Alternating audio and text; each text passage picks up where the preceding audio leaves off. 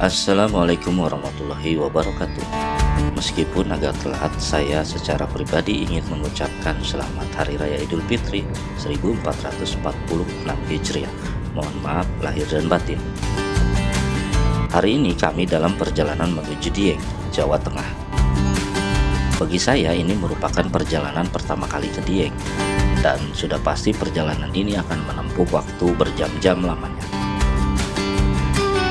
Dari Cikampek kami berangkat malam hari sekitar pukul 9 malam. Menjelang subuh kami istirahat di rest area. Setelah cukup beristirahat kami melanjutkan kembali perjalanan. Dan di pagi yang indah ini kami mulai memasuki wilayah Pekalongan.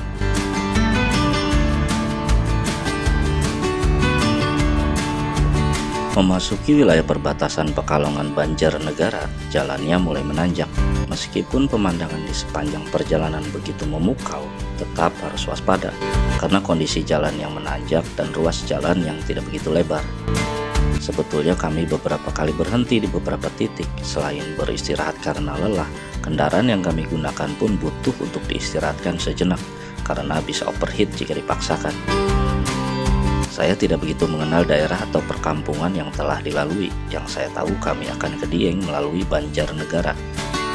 Sepertinya jika ingin berlibur ke Dieng, baik melalui Banjarnegara maupun Wonosobo, kondisi kendaraan harus dalam keadaan sehat. Saya beberapa kali menemukan kendaraan roda 2 maupun 4 yang menepi karena bermasalah, seperti ban yang gembos, juga mesin yang terlalu panas.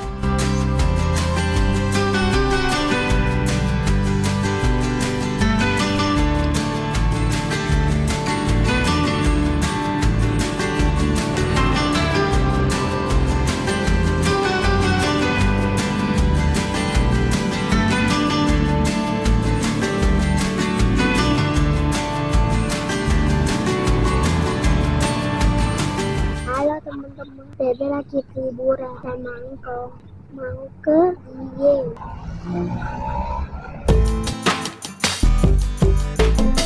Akhirnya kami pun tiba di Dieng. Untuk bermalam kami menyewa kamar di sebuah homestay. Hari ini kami habiskan untuk beristirahat dan tidak lupa isi perut yang sedari tadi keroncongan. Siang ini terasa dingin, entah mungkin karena saya berasal dari dataran rendah yang belum terbiasa dengan udara di sini. Selamat pagi dari Dieng. Dataran tinggi Dieng atau Plato Dieng berada pada ketinggian 2000 hingga 2500 meter di atas permukaan laut. Wilayahnya diapit oleh jajaran perbukitan di sisi utara dan selatan yang berasal dari aktivitas vulkanik yang disebut Pegunungan Dieng.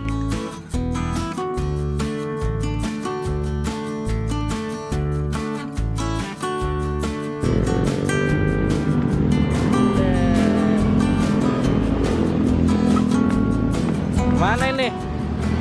Mau kemana? Oh. Ayo jalan. Pegunungan Dieng sendiri secara geografis berada antara kompleks Puncak Rogo Jembangan di sebelah barat dan pasangan Gunung Sindoro dan Gunung Sumbing di sisi timurnya.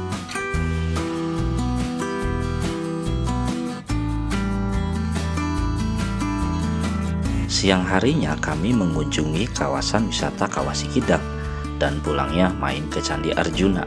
Kedua objek wisata tersebut tidak terlalu jauh dari tempat kami menginap, hanya saja memang harus ditempuh dengan kendaraan. Saya tidak tahu apakah pengunjung pada akhir pekan atau libur nasional seramai ini.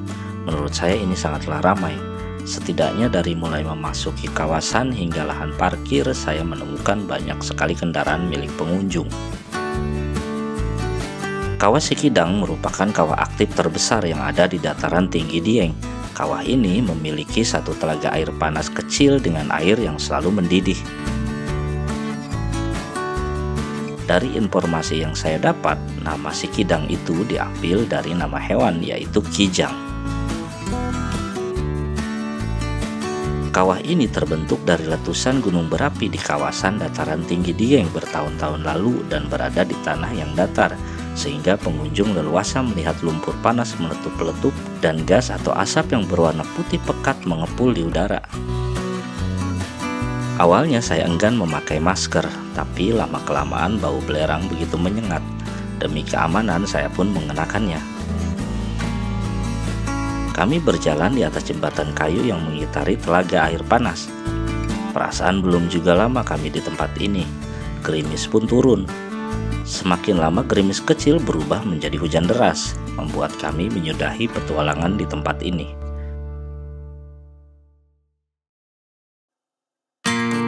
Setelah dari Kawah Sikidang, sambil berjalan pulang, kami mampir mengunjungi situs Candi Arjuna yang memang searah dengan jalan pulang. Rupanya tiket masuk sudah satu paket dengan tiket masuk Kawah Sikidang, jadi kami tinggal masuk dengan menunjukkan tiketnya saja. Candi Gatotkaca terletak di luar dekat tempat parkir dan tidak di tiket. Jadi bebas siapapun bisa masuk. Sementara Candi Arjuna dari tempat parkir kita melewati sebuah gapura dan berjalan lumayan jauh menuju pintu masuk di mana terdapat loket tiket. Komplek candi ini dibangun pada kisaran pertengahan abad ke-7. Namun perkiraan tersebut tidak menjelaskan secara pasti terkait kapan candi-candi tersebut selesai dibangun. Kompleks tersebut merupakan bangunan menhir tertua yang diketahui di Jawa Tengah. Diperkirakan semula terdapat sebanyak 400 candi, tetapi hanya 8 yang tersisa saat ini. Sebuah prasasti yang terdapat keterangan sekitar tahun 808 dan 809 Masehi yang ditemukan di dekat Candi Arjuna menjadi salah satu contoh aksara Jawa kuno tertua yang masih bertahan. Prasasti tersebut mengungkapkan bahwa Candi Dieng terus dihuni dari pertengahan abad ke-7 sampai awal abad ke-9. Candi-candi Dieng ditemukan kembali pada tahun 1814 oleh seorang tentara Britania yang berkunjung yang melihat reruntuhan candi berada di tengah danau. Saat itu dataran sekitar Candi Arjuna kebanjiran dan membentuk danau kecil. Pada tahun 1856, seorang Belanda bernama Isidor van Kinsbergen memimpin upaya mengeringkan danau untuk mengungkap secara utuh candi-candi tersebut.